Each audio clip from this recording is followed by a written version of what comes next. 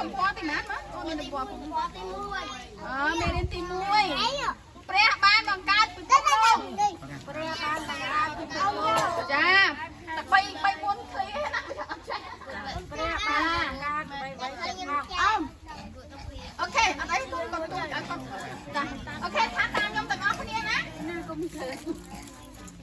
កាលពីដើមដំបូងបងអចាពិភពលោកមិនទាន់មានរូបរាងនៅឡើយពិភពលោកមិនទាន់ព្រះបានញែកទឹកចេញពីដី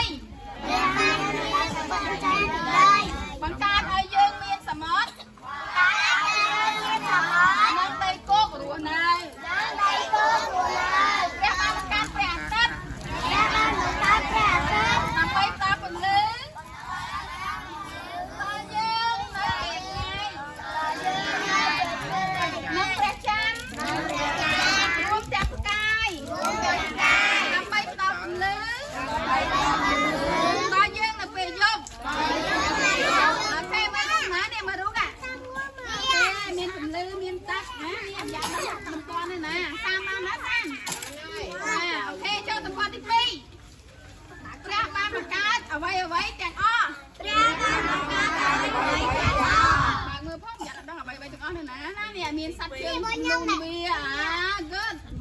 ចឹងអាមួយទៅបន្តដល់និយាយទៅអូខេតាព្រះបានបង្កើតព្រះបានគ្របដណ្ដប់លើដី